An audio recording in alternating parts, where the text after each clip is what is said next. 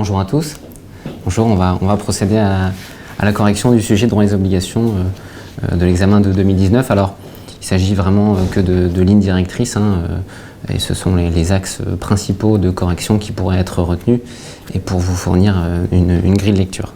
Alors, je vais distinguer la forme et le fond et on passera beaucoup plus de temps sur le fond que sur la forme. Alors, sur la forme, après lecture, on voit bien qu'il y a 3 blocs distincts. Le premier, ça concerne les faits. Et le dernier paragraphe du premier bloc, vous avez une question. Le deuxième bloc, il y a une autre partie des faits et une autre question. Et enfin, le troisième bloc est relatif à une autre question. Autrement dit, il y a un véritable découpage du sujet et apparaissent même le nombre de points. Et ça, c'est un point important, qui est le nombre de points, car ça en dit long sur le contenu attendu des réponses. Par exemple, si on prend la question 2, il n'est pas possible que la réponse à la question 2 fasse 10 ou 20 lignes ou qu'elle n'évoque qu'une ou deux notions, puisque c'est sur 10 points, bien évidemment qu'il fallait remplir considérablement sa copie. Sur la rédaction, c'est assez classique, sans trop de difficultés, même s'il y a des faits qui se baladent un peu partout dans le sujet. Il y a assez peu de protagonistes, alors ça c'est plutôt simple, en réalité il y en a 4 des protagonistes, mais il y en a 3 qui sont intéressants, à savoir la société Law Equity, qui est le client en l'espèce, François Youss, qu'on appellera François, parce que c'est plus simple, et l'ex-commissaire aux comptes. Alors il y a aussi le frère de François, qui s'appelle Antoine, et on en parlera un peu, mais on va pouvoir le laisser de côté pour le moment, parce qu'il n'intervient pas directement dans le cas pratique ou vraiment à la marge. Alors sur l'histoire qui se passe dans le cas pratique, c'est là aussi assez classique. Il n'y a à mon sens pas véritablement de piège, même s'il faut être à l'aise avec les contrats de cession de parts sociales, sans pour autant en être un spécialiste. Et si on devait résumer, on dirait que premièrement, vous avez un contrat de cession à l'occasion duquel le cessionnaire est mécontent car il nourrit l'impression de s'être fait avoir. Il y a deuxièmement un autre contrat qui devait être qualifié et qui est une promesse de portefort qui n'est pas exécutée, mais on ignore si cette inexécution est licite ou non, et c'est toute la problématique de la deuxième question. Et enfin, troisièmement, c'est la question de la responsabilité d'un ex-commissaire aux comptes qui a participé au contrat de cession des parts sociales et qui aurait remis des documents d'analyse mensongers. Voilà ce qui s'est passé. On va donc pouvoir passer maintenant sur le fond et plus précisément répondre à la consultation qui vous était demandée. Alors, comme il y a 3 questions, comme il y a 3 paragraphes que je viens de détailler, eh bien on va suivre ce plan-là et on va commencer premièrement par traiter de la question de la validité du contrat de cession de parts sociales. Alors, je vais retourner un peu sur les faits de manière un peu plus détaillée. François et Antoine, nous dit-on, sont 2 propriétaires d'une société d'édition et chacun pour moitié. François contracte avec une autre société, la société Law Equity, dans le but de lui céder la totalité de ses parts sociales à hauteur donc de 50%. Le but de la société Law Equity à terme, c'est de prendre le contrôle de cette société d'édition. Le contrat de cession est conclu en novembre 2016, ça a un intérêt, pour un prix de 6 millions d'euros. Ce prix est déterminé notamment à la lumière d'une analyse financière qui est fournie par le cédant, François, et qui a été établie par son ancien commissaire aux comptes, qui n'a d'ailleurs pas de prénom et on l'appellera donc l'ancien commissaire aux comptes. Or aujourd'hui, en 2019, soit quasiment 3 ans après la cession, les fruits de celle-ci s'avèrent ne pas être à la hauteur des résultats escomptés. Le cessionnaire, la société Law Equity, n'empoche aucun bénéfice et il s'avère que l'audit fourni se trouve être en décalage total avec la réalité. Le cessionnaire subodore que le cédant, aidé de son ex-commissaire aux comptes, que tous les deux ont menti délibérément afin de gonfler le prix de cession. Et ce ressenti est d'autant plus présent que la société Law Equity a reçu un courrier anonyme confirmant cette impression. La société Law Equity requiert donc de votre part une consultation pour connaître ses chances de succès si un procès était intenté afin de faire annuler le contrat, que soit ordonnée la restitution du prix et éventuellement le versement de dommages et intérêts. C'est la fin du premier bloc du paragraphe le plus important. Autrement dit, c'est la question de la validité du contrat de cession qui se pose. Quelles voies peuvent être empruntées pour que le contrat soit annulé et quelles en seraient alors les conséquences. Deux biais semblent envisageables afin de faire annuler ce contrat. On pense à l'erreur et on pense au dol. Alors pourquoi ces deux vices du consentement-là? Car ils ont tous les deux un point commun, à savoir qu'une erreur est commise. Concernant l'erreur vice du consentement, c'est une erreur spontanée. Concernant le dol, c'est une erreur provoquée. Alors à titre liminaire et avant d'entrer dans le détail du régime juridique de l'erreur et du dol, il convient de détailler les règles applicables au contrat de cession ainsi que leur régime juridique. Et en vertu de l'article 9 de l'ordonnance du 10 février 2016, portant réforme du droit des obligations, l'ordonnance est applicable pour les contrats conclus à compter du 1er octobre 2016. Par ailleurs, en vertu de l'article 16 de la loi de ratification de l'ordonnance, en date du 20 avril 2018, les articles modifiés par cette loi de ratification sont applicables à compter du 1er octobre 2018, sauf pour les modifications qui ont un caractère interprétatif que vise l'article 16 expressément.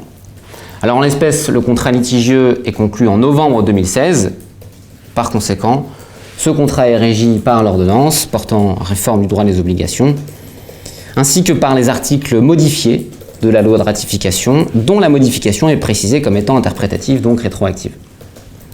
Alors une fois cette précision effectuée, on connaît le corpus de règles applicables à ce contrat de cession, il convient de détailler les vices du consentement dont il est pertinent de penser qu'ils puissent être utilement invoqués pour obtenir la nullité du contrat. On va donc commencer par l'erreur, en A si vous le voulez bien. Alors, en droit, l'erreur est une cause de nullité du contrat.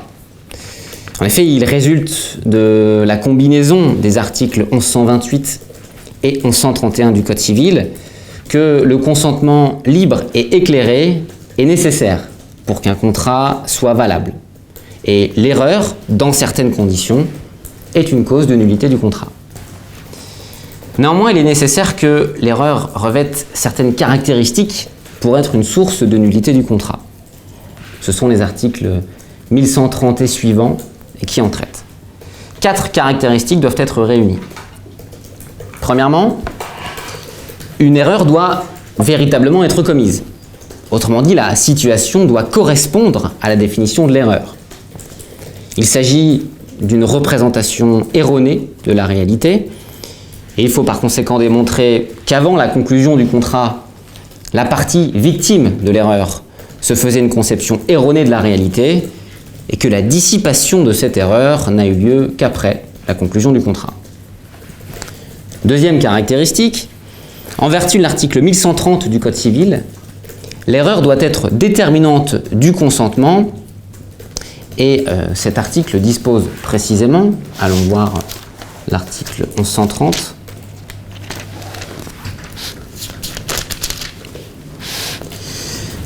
l'erreur, le dol et la violence vicient le consentement lorsqu'ils sont de telle nature que, sans eux, l'une des parties n'aurait pas contracté ou aurait contracté à des conditions substantiellement différentes.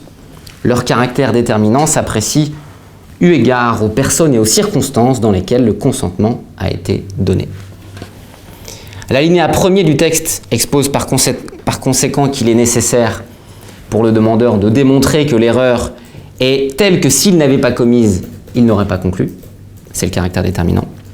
L'alinéa 2 est quant à lui consacré à la méthode d'interprétation du vice, en l'occurrence de l'erreur, qui est une appréciation in concreto. Troisième caractéristique, l'erreur, qui peut être de droit comme de fait, l'erreur n'est une cause de nullité du contrat qu'à la condition de, je cite, porter sur les qualités essentielles de la prestation due ou sur celles du co-contractant. Et c'est l'article 1132 qui nous précise cette disposition. L'article 1133 nous livre des précisions sur ce critère en énonçant que les qualités essentielles de la prestation sont celles qui ont été expressément ou tacitement convenues et en considération desquelles les parties ont contracté. Traditionnellement, on distingue d'un côté les qualités objectivement essentielles, celles que tout le monde attend du contrat conclu et qui sont visées par la formule « qualité tacitement convenue ». Et d'un autre côté, il y a les qualités subjectivement essentielles qui doivent être intégrées au contrat pour être une source de nullité. On parle alors de qualité expressément convenue. À ce titre, l'article 1136 nous précise aussi que l'erreur sur la valeur, celle par laquelle un contractant fait seulement de celle-ci une appréciation économique inexacte, cette erreur sur la valeur n'est pas une cause de nullité. J'attire votre attention sur le fait qu'un débat existe en doctrine sur le sens à donner à l'article 1133 sur l'objet de l'erreur et notamment sur la zone grise qu'il existe entre la qualité que tout le monde attend nécessairement et la qualité prévue explicitement au contrat. Comme l'a écrit un auteur, je cite, « L'erreur suppose un certain flou dans la désignation de l'objet qui fait que l'une des parties va commettre une erreur. » Je ne vais pas entrer dans les détails pour deux raisons. La première, c'est que ce n'est pas l'objet de cette correction. Et la deuxième, c'est que ce n'est sûrement pas demandé aux étudiants. Bref, reprenons. Il y a une quatrième caractéristique qui doit être réunie pour que l'erreur soit une source de nullité. L'erreur ne doit pas être inexcusable. Et c'est l'article 1132 qui nous le précise aussi. Il est même possible d'ajouter qu'en réalité, c'est en creux de la troisième condition, mais que l'erreur ne doit pas porter sur un simple motif.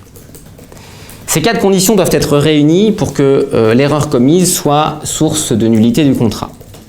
Il est donc maintenant temps de vérifier si, en l'espèce, ces conditions sont réunies. Alors en l'espèce, l'inquiétude nourrie par la société Law Equity porte sur le fait que l'audit qui accompagnait la cession de parts sociales mettait en lumière un environnement économique et financier favorable, ce qui a justifié le prix de 6 millions d'euros. Vérifions donc les quatre critères un à un.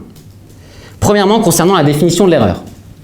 La société Law Equity croit véritablement que la société qu'elle achète sera en mesure de réaliser les bénéfices prévus dans l'audit. Elle découvre une fois le contrat conclu que ce n'est pas le cas. Autrement dit, il existe réellement une erreur en ce sens que rien ne laisse penser qu'un aléa ait intégré le champ contractuel ou le processus de décision de la société Law Equity. Deuxièmement, concernant le caractère déterminant de l'erreur. La société Law Equity semble être particulièrement déçue de son acquisition. Et là, de deux choses l'une. Soit la société Law Equity regrette le contrat en entier. Et dans ce cas, si elle avait su, elle n'aurait pas conclu. Soit elle regrette uniquement d'avoir payé ce prix-là, 6 millions d'euros, et dans ce cas, elle regrette non pas le contrat, mais les conditions du contrat. Dans les deux cas, néanmoins, la société Law Equity peut invoquer l'article 1130, car ce texte vise les deux situations. Néanmoins, il faudra distinguer les deux situations à la fin du cas pratique, car les effets ne sont pas nécessairement identiques. D'ici là, il convient de retenir que la deuxième condition est elle aussi remplie, en ce sens que l'erreur est déterminante du consentement. Troisièmement, concernant l'objet de l'erreur, c'est le point le plus épineux. L'erreur commise porte en réalité sur la rentabilité de l'opération. L'énoncé indique en effet que, et là je vous cite l'énoncé,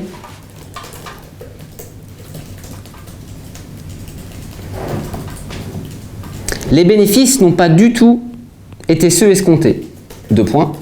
Plusieurs des marchés n'ont pas été conclus ou renouvelés, ou bien les prix ont dû être cassés au regard de la concurrence très forte entre éditeurs.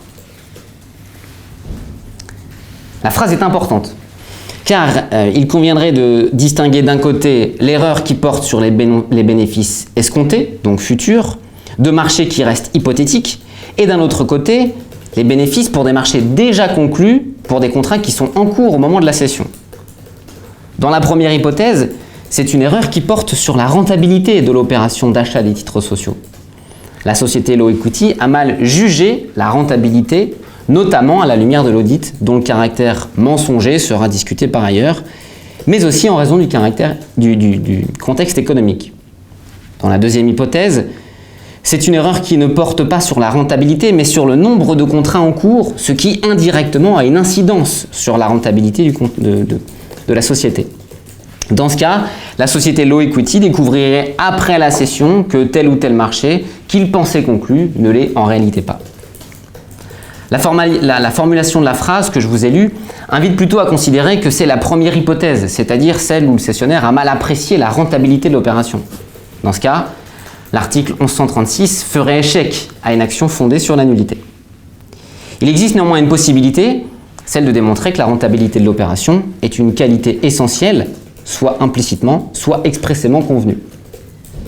Il serait alors question d'étendre la jurisprudence relative à l'erreur sur la rentabilité, notamment dans le contrat de franchise.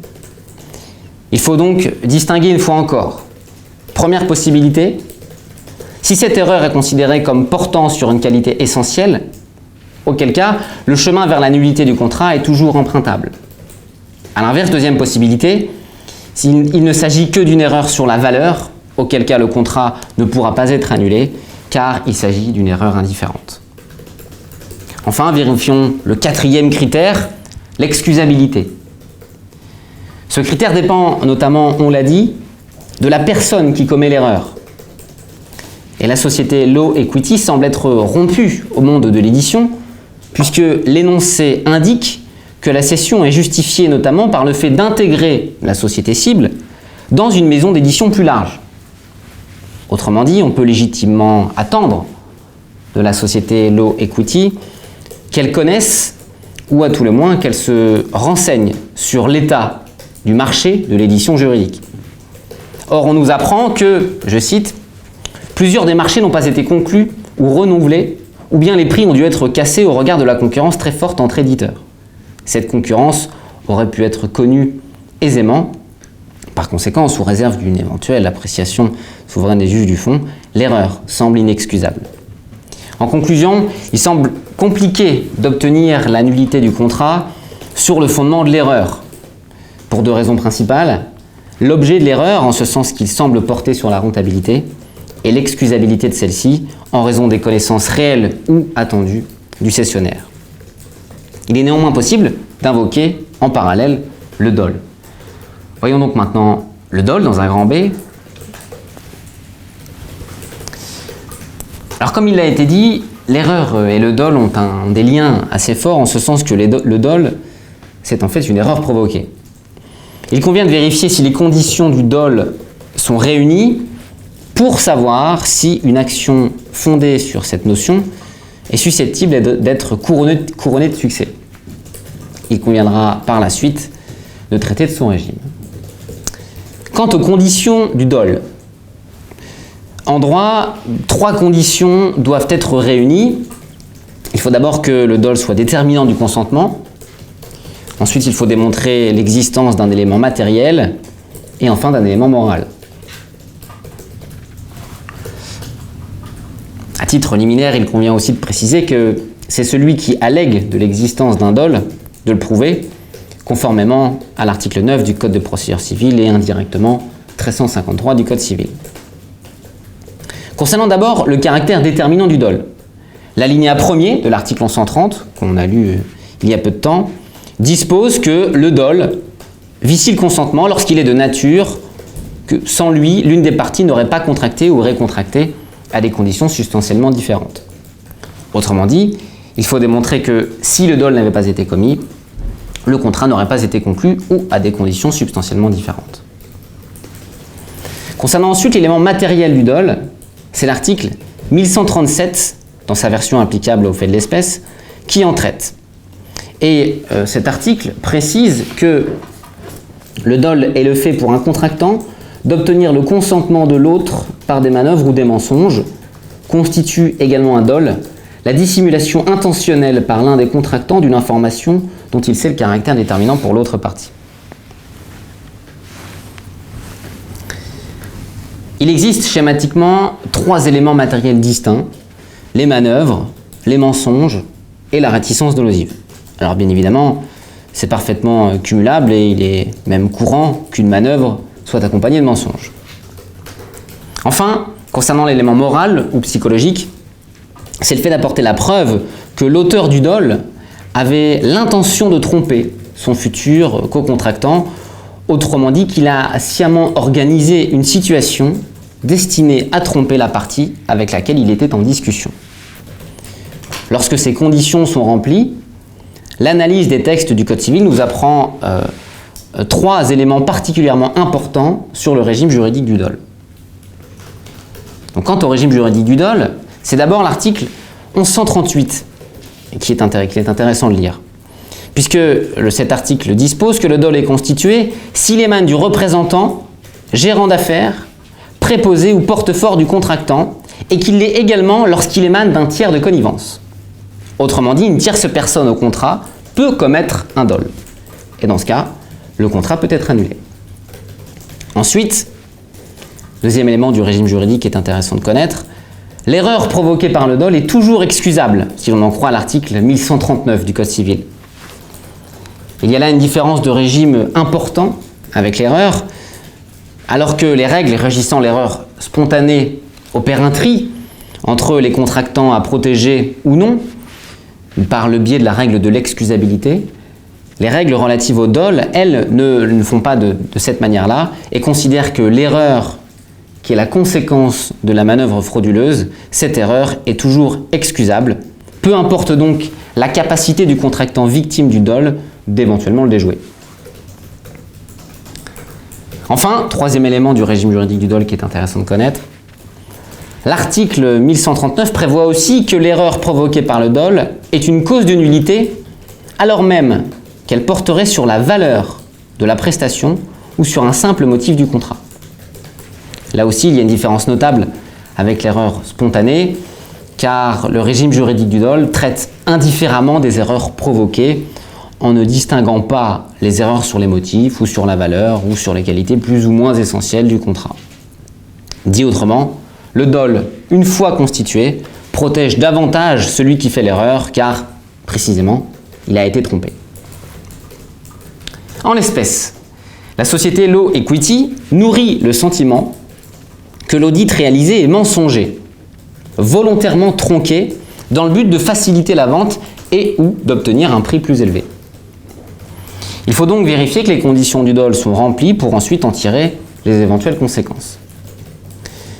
Concernant le caractère déterminant du dol, il ressort de l'énoncé que la société Law Equity a véritablement découvert après coup l'étendue des dégâts.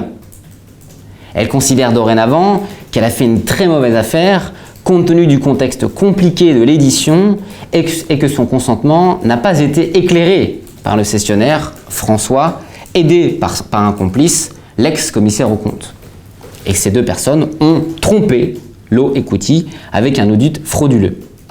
Autrement dit, le caractère déterminant semble rempli.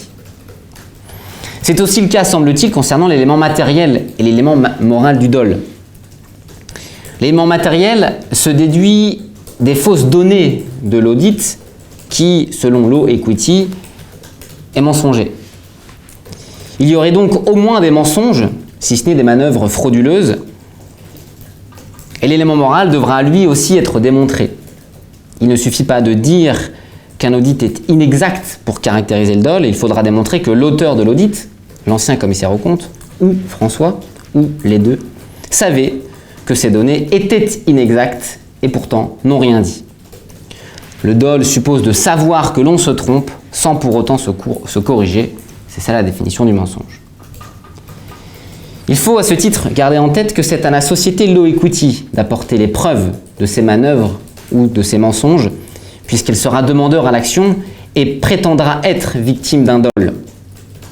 La lettre anonyme dont l'énoncé fait mention est un élément, mais cela ne suffira sans doute pas. Il faudra alors porter un regard critique sur l'audit, sur son objet, sur sa finalité, sur les propos qu'il tient. Si François arrive à démontrer qu'il ignorait le caractère frauduleux de l'audit, cela n'aura néanmoins pas d'incidence sur la possibilité pour le juge de prononcer la nullité du contrat en vertu de l'article 1139 si la société Law Equity arrive à démontrer que l'ancien commissaire aux comptes est l'auteur du dol. En revanche, un tel cas de figure aurait des conséquences sur la possibilité d'exiger ou non des dommages et intérêts à François, comme d'ailleurs il le sera expliqué par ailleurs. L'objet du dol est indifférent. Autrement dit, la rentabilité de la société ce sur quoi porte le dol peut très bien justifier la nullité du contrat. De la même manière, en vertu de l'article 1139, il n'est en principe pas possible de reprocher à la société Law Equity d'être tombée dans le piège tendu. Ce n'est pas parce que cette société a des compétences dans l'édition que le dol, une fois constitué, ne produit pas d'effet à son égard. Donc en conclusion, les chances de succès sur le fondement du dol semblent être nombreuses. Il n'existe a priori aucun élément de nature à empêcher une telle action d'aboutir, sauf l'analyse de l'audit pour savoir si réellement les données sont mensongères. Il faut donc se poser la question de savoir si une telle action aboutissait, quelles en seraient alors les conséquences. En droit, l'article 1131 dispose que les vices du consentement sont une cause de nullité relative du contrat. Il s'agit d'une notion énergique en droit des obligations qui sanctionne un défaut de formation du contrat. Puisque selon l'article 1128, le contrat n'est valable que si, notamment, le consentement est libre et éclairé, si tel n'est pas le cas, il n'a pas été formé et la nullité peut être demandée. Le Code civil prévoit dorénavant une sous-section entièrement dédiée à la nullité et traite des conséquences du prononcé de la nullité à partir de l'article 1178 du Code civil. Cet article précise à ce titre, et c'est l'article qui est le plus utile dans la résolution de la consultation, le contrat annulé est censé n'avoir jamais existé. Les prestations effectuées donnent lieu à restitution dans les conditions prévues aux articles 1352 à 1352-9. Le texte poursuit. Indépendamment de l'annulation du contrat, la partie lésée peut demander réparation du dommage subi dans les conditions de droit commun de la responsabilité extra-contractuelle. Il convient donc de distinguer les deux sanctions envisageables, que sont d'abord les restitutions et ensuite les dommages et intérêts. Voyons donc d'abord les restitutions. En droit, la première conséquence de la nullité du contrat est la restitution du prix de vente au cessionnaire et la propriété des parts au cédant. Si, bien évidemment, le dol porte sur la conclusion du contrat et non pas uniquement sur le prix de vente. Ce sont les articles 1352 et suivants qui traitent des restitutions. Et l'article 1352 nous informe à ce titre que la restitution d'une chose autre que d'une somme d'argent a lieu en nature. En principe, devrait être réglée la question des fruits et plus largement des utilités de la chose, à savoir les parts sociales. Concernant les sommes d'argent, c'est l'article 1352-6 qui est applicable, et ce texte dispose que, je cite l'article, « La restitution d'une somme d'argent inclut les intérêts au taux légal et les taxes acquittées entre les mains de celui qui l'a reçu. » En vertu du principe du nominalisme monétaire, la somme restituée sera identique à celle payée. Aussi, l'article 1352-7 est intéressant en ce qu'il précise que celui qui a reçu de mauvaise foi doit les intérêts, les fruits qu'il a perçus ou la valeur de la jouissance à compter du paiement. Celui qui a reçu de bonne foi ne les doit qu'à compter du jour de la demande. En l'espèce, le prononcé de la nullité, si le dol porte sur le principe du contrat, donc le prononcé de la nullité entraînerait la restitution des parts sociales à François, en tenant compte des éventuelles utilités de la chose, et la restitution du prix de vente à la société Law Equity, c'est-à-dire des 6 millions d'euros. Si le contrat est annulé, ce sera très probablement sur le fondement du dol. Il sera donc possible d'alléguer que François, s'il est l'auteur ou le co-auteur du dol, est de mauvaise foi lorsqu'il reçoit l'argent et devra donc restituer la somme et les intérêts de celle-ci. Voyons donc ensuite la responsabilité civile. Alors il ne sera fait mention ici que de la responsabilité civile de François pour ne pas empiéter sur la question 3 qui traite de la responsabilité civile de l'ex-commissaire aux comptes. En droit, le dol est, outre un vice du consentement, le dol est un délit civil. Il engage par conséquent la responsabilité délictuelle de l'auteur du dol. La Cour de cassation l'a d'ailleurs très bien énoncé à de multiples reprises, et je reprends sa formulation. La victime de manœuvres dolosives peut exercer, outre une action en annulation du contrat, une action en responsabilité délictuelle pour obtenir de l'auteur réparation du dommage qu'elle a subi. Dans ce cas, il faut alors appliquer l'article 1241 relatif à la responsabilité du fait personnel et déterminer une faute, un préjudice et un lien de causalité. Concernant la faute, la preuve du dol permettra de s'en servir sur le terrain délictuel. Toutefois, il est nécessaire de démontrer que l'auteur du dol est bien celui contre qui agit la victime du dol. Ainsi, si le dol est constitué par un tiers, sans que le contractant ne soit au courant du dol, il est certes possible d'obtenir la nullité du contrat, mais pas des dommages et intérêts en agissant contre le co-contractant. Il faut en outre, bien évidemment, démontrer la réalité et la consistance du préjudice. En l'espèce, l'énoncé ne nous permet pas de savoir avec précision si François, cédant, a véritablement pris part au dol. En effet, le dol résulte d'un écrit produit par un tiers, et François pourrait très bien l'ignorer. La lettre anonyme dit le contraire. Autrement dit, l'action contre François permettant d'obtenir des dommages et intérêts sera notamment conditionnée par la preuve de sa connaissance personnelle du dol.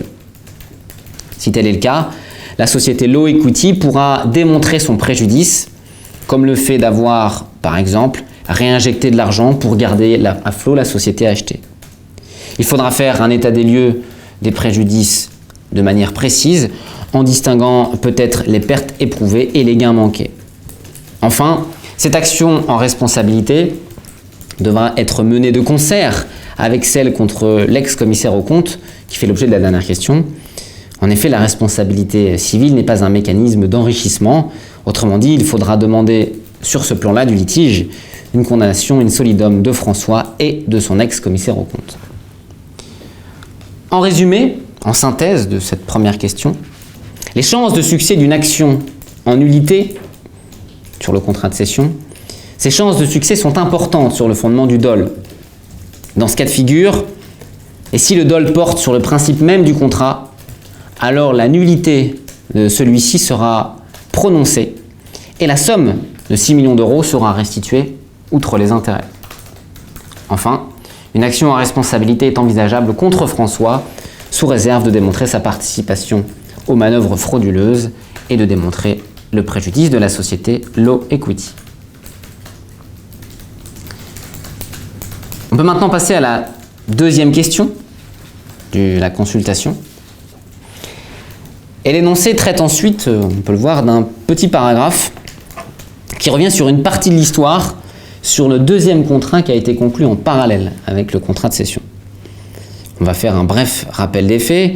On nous dit que François s'est engagé, une fois de plus, envers la société Law Equity, à faire en sorte que son frère, Antoine, cède ses propres actions à la société Law Equity pour que celle-ci puisse prendre le contrôle de la société. C'était l'objectif initial de la société Law Equity. Ce contrat, innommé dans l'énoncé, date lui aussi de novembre 2016 et prévoit que François s'engage à faire cela dans les meilleurs délais. Et il existe une clause qui prévoit que si François n'exécute pas son obligation, il devra alors verser la somme de 980 000 euros. En juin 2019, Law Equity met en demeure François de s'exécuter. Ce dernier répond qu'il est encore temps de le faire, d'obtenir le consentement de son frère, sous-entendant ainsi que François n'a pas encore réussi à convaincre Antoine. Law Equity menace alors François de l'assigner et ce dernier, qui semble alors vexé, notifie une résiliation du contrat sur le champ. Law Equity veut aussi agir contre François concernant ce contrat-là, sachant que Law Equity n'est plus véritablement intéressé pour acheter les parts sociales d'Antoine, car le marché de l'édition est compliqué. Cette question est sur 10 points, et donc un signe, il y a forcément beaucoup de choses à dire. La question posée est de savoir s'il existe des chances de succès pour obtenir une indemnisation liée au contrat conclu. Alors pour répondre à cette question, il convient de définir au préalable le contrat, ensuite de juger de sa bonne ou de sa mauvaise exécution pour enfin déterminer les éventuels dommages d'intérêt qui pourraient être versés. Commençons donc d'abord par la qualification du contrat. En droit, l'article 1204 du Code civil dispose que on peut se porter fort en promettant le fait d'un tiers. Le promettant est libéré de toute obligation si le tiers accomplit le fait promis. Dans le cas contraire, il peut être condamné des dommages et intérêts. Lorsque le porte-fort a pour objet la ratification d'un engagement, celui-ci est rétroactivement validé à la date à laquelle le porte-fort a été souscrit. Cette disposition, offre une définition de la promesse de porte-fort et en précise quelque peu le régime. En l'espèce, François s'est engagé auprès de la société Law Equity à obtenir le consentement de son frère Antoine afin que ce dernier cède ses titres sociaux à un prix déterminé. Autrement dit, François s'est porté fort de la conclusion du contrat de son frère. L'énoncé ne le précise pas, mais il s'agit d'une promesse de porte-fort et il est même possible de considérer que si l'énoncé ne le dit pas, c'est qu'il était nécessaire de qualifier ce contrat. Une fois que la qualification du contrat est effectuée, il faut poser la question de savoir si l'exécution de la promesse de porte-fort a été correctement réalisée. En droit, l'article 1103 du Code civil dispose que les contrats légalement formés tiennent lieu de loi à ceux qui les ont faits. Cet article énonce le principe de la force obligatoire du contrat. Les parties au contrat doivent ainsi, en principe, exécuter les obligations qui sont les leurs, sinon elles engagent leur responsabilité contractuelle. Il faut aussi garder en tête que la preuve de l'inexécution ne repose pas sur les mêmes éléments si l'obligation inexécutée est de moyens ou de résultats. Bien que la réforme n'ait pas consacré explicitement ces deux types d'obligations, la jurisprudence l'utilise souvent et la doctrine s'en empare tout aussi fréquemment. Cette distinction est utile dès lors qu'il faut juger de l'intensité de l'obligation. L'obligation de faire tout son possible est moins contraignante pour un débiteur que l'obligation de réussir quelque chose. De plus, la preuve de l'inexécution de l'obligation de résultat est plus facile à apporter. Bien évidemment, une inexécution ou une mauvaise exécution du contrat n'est possible que si le contrat est toujours en cours au jour de la prétendue inexécution. Il faut donc déterminer aussi le temps du contrat, c'est-à-dire sa durée. Et il faut ici distinguer deux hypothèses. Première hypothèse, le contrat est à durée déterminée. Dans ce cas, l'article 1112 du Code civil nous précise que chaque partie doit l'exécuter jusqu'à son terme. A contrario, une fois le terme dépassé, le contrat ne produit en principe plus d'effet, sauf clause régissant l'après-contrat. Ces règles ne valent qu'en présence d'un contrat correctement exécuté par chacune des parties. Si ce n'est pas le cas, bien évidemment, un créancier peut résoudre ou résilier le contrat alors même que celui-ci est toujours en cours, le résilier soit unilatéralement par le biais d'une clause résolutoire si elle a été prévue, soit par le biais d'une notification, soit en saisissant le juge. Deuxième hypothèse, le contrat est, dans ce cas, à durée indéterminée. Et l'article 1111 du Code civil dispose que chaque partie peut y mettre fin à tout moment, sous réserve de respecter le délai de préavis contractuellement prévu ou, à défaut, un délai raisonnable. En l'espèce, la société Law Equity allègue que François a manqué à son obligation de faire signer son frère Antoine. François s'est engagé à obtenir, le terme obtenir est dans l'énoncé, le consentement de son frère. Dès lors, il est possible de considérer qu'il s'agissait d'une obligation de résultat, celle de faire en sorte que son frère signe. L'énoncé ne précise pas que François s'est engagé à faire tout son possible ou à faire des efforts conséquents, non. L'énoncé nous dit « François s'est engagé à obtenir que son frère cède ses actions à la société Law Equity ». Il existe néanmoins un élément litigieux, celui du délai. Car en effet, l'obtention du consentement est prévue dans le contrat dans les meilleurs délais. C'est précisé dans l'énoncé. On ignore par conséquent si la promesse de portefort prévoit un terme ou non. Néanmoins, il est possible de déduire de la suite, et notamment de la résiliation du contrat sur le champ par François, il est donc possible de déduire de la suite que le sujet sous-entend que le contrat est à durée indéterminée. Si tel est le cas, la promesse ne prévoit donc pas de terme. Il faut appliquer les règles relatives au contrat à durée indéterminée, et notamment celle selon laquelle les parties peuvent résilier à tout moment, sous réserve de respecter un délai de préavis. La question revient donc à se demander si François pouvait valablement résilier la promesse de Portefort quasiment 3 ans après sa conclusion, alors même qu'il n'a pas rempli son obligation. Rien dans l'énoncé ne nous oriente, et il faut donc céder des textes qui régissent l'interprétation des contrats. En droit, l'article 1188 dispose: le contrat s'interprète d'après la commune intention des parties plutôt qu'en s'arrêtant au sens littéral de ces termes. Lorsque cette intention ne peut être décelée, le contrat s'interprète selon le sens que lui donnerait une personne raisonnable placée dans la même situation. L'article 1190 du Code civil prévoit quant à lui que dans le doute, le contrat de gré à gré s'interprète contre le créancier et en faveur du débiteur, et le contrat d'adhésion contre celui qui l'a proposé. En l'espèce, est-il encore raisonnable de penser que plus de 2 ans et demi après la conclusion du contrat, plus de 2 ans et demi après la conclusion de la promesse de Portefort, son exécution a encore un sens? C'est discutable, car il s'agit de prendre le contrôle d'une société par une autre société. Autrement dit, il est possible de soutenir que la promesse est toujours en cours lorsque François la résilie. A l'inverse, il est possible de soutenir que ce délai de quasiment 2 ans et demi est passablement long pour une telle promesse et que par conséquent, le temps pour s'exécuter est déjà dépassé, ce qui caractériserait l'inexécution du contrat par François. À ce titre, même si la promesse est toujours en cours, il n'en demeure pas moins que François l'a résiliée par l'envoi d'une lettre recommandée avec accusé de réception et n'a pas prévu de délai de préavis. Il pourrait donc ici s'agir d'une sorte d'abus du droit de résilier. En conclusion, il est difficile d'apporter un avis tranché sur la question puisque plusieurs éléments manquent. Néanmoins, il est possible de considérer que la promesse de Portefort n'a pas été exécutée correctement par François, faute pour lui d'avoir obtenu le consentement de son frère dans les meilleurs délais. Le fait que la promesse soit conclue il y a 2 ans et demi joue en sa défaveur. Si tel est le cas, la résiliation du contrat dont François est l'auteur, cette résiliation serait sans incidence sur la mise en jeu de sa responsabilité civile contractuelle et il convient donc d'en traiter. Voyons enfin le montant des dommages et intérêts. Ici, nous nous plaçons dans l'hypothèse où François n'a pas exécuté la promesse de Portefort.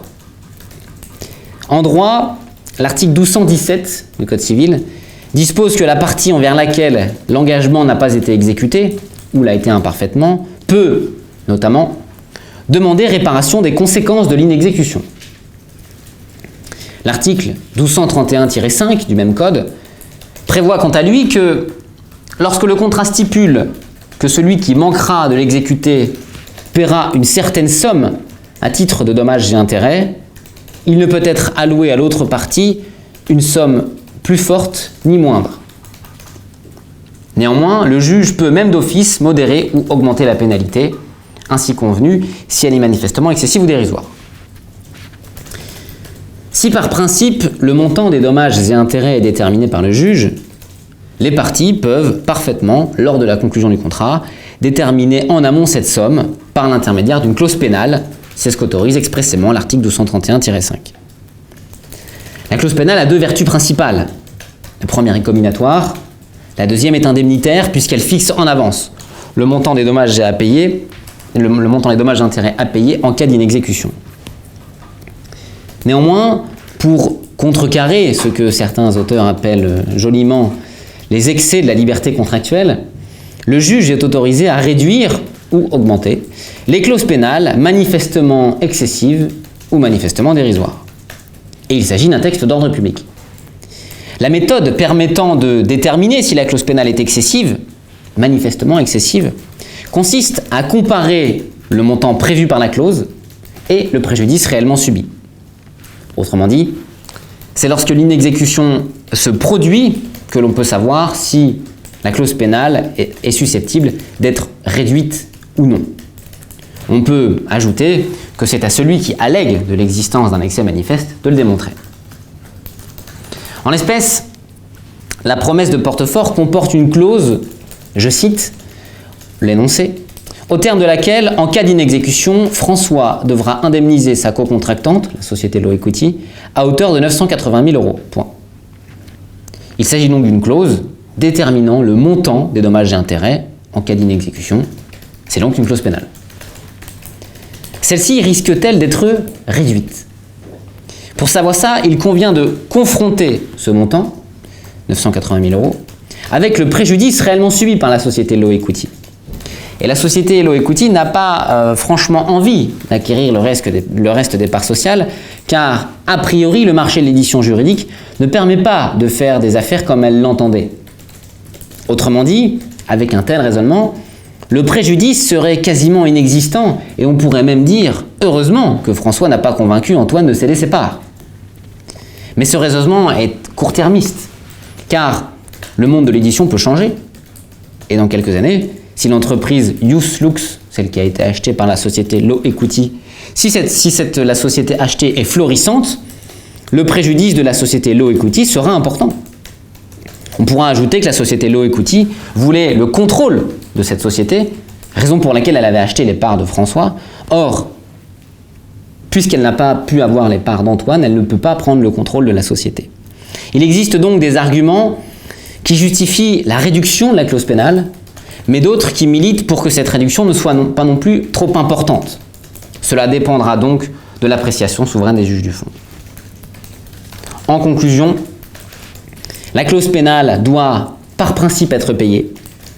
François pourra soutenir que celle-ci devra être réduite et devra apporter les éléments de preuve. Law Equity pourra elle aussi se défendre en démontrant que son préjudice dépasse le moment immédiat. On a donc fini cette deuxième question et on peut donc enchaîner sur la troisième et dernière question.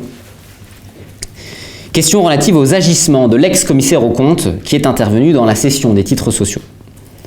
Et la question posée est celle de savoir s'il est possible d'agir contre lui et sur quel fondement. En droit, l'article 1240 énonce que tout fait quelconque de l'homme qui cause à autrui un dommage oblige celui par la faute duquel il est arrivé à le réparer. On peut citer l'article 1241 qui précise que chacun est responsable du dommage qu'il a causé, non seulement par son fait, mais encore par sa négligence ou par son imprudence. Ces deux textes constituent le principal siège du droit de la responsabilité civile délictuelle du fait personnel. Pour obtenir une décision de condamnation, il faut que le triptyque faute, préjudice, lien de causalité soit démontré par le demandeur à l'action. La définition de la faute est très difficile, mais on peut reprendre celle consacrée par certains auteurs, selon laquelle la faute est un comportement illicite qui contrevient à une obligation ou à un devoir imposé par la loi, par la coutume ou par une norme générale de comportement. Ainsi, le fait de mentir ou de commettre des manœuvres dans le but de tromper quelqu'un constitue indéniablement une faute. Le préjudice indemnisable est celui qui est en lien avec la faute commise. Et il appartient à celui qui agit de démontrer à la fois son préjudice et le lien de causalité. Le préjudice doit être certain, direct, licite et actuel. La réparation du préjudice est intégrale en droit de la responsabilité civile, réparant ainsi les préjudices patrimoniaux et extra-patrimoniaux. En l'espèce, la faute, elle se déduit du dol. L'ex-commissaire aux comptes est l'auteur de l'audit qui, selon toute vraisemblance, est frauduleux. Il s'agit là d'une faute entraînant la mise en jeu de sa responsabilité. Concernant les préjudices, ici la société Law Equity devra apporter la preuve de l'existence de son préjudice ainsi que son étendue. Et devra démontrer aussi le lien de causalité entre les préjudices qu'elle invoque et la faute commise. Il faut en revanche tenir compte de l'action menée contre François, qui semble être co-auteur de la fraude. Car si la société Law Equity obtient une indemnisation en raison du délit civil que constitue le dol, elle ne pourra pas obtenir une deuxième indemnisation de la part de l'ex-commissaire aux comptes pour le même préjudice. Il convient donc, dans l'hypothèse d'un procès relatif au contrat de cession, d'assigner conjointement François et l'ex-commissaire aux comptes et demander, au titre des dommages et intérêts, une condamnation in solidum des deux. Voici, il me semble, les principales pistes qui pouvaient être invoquées dans vos copies pour cet examen. Je vous remercie. Au revoir.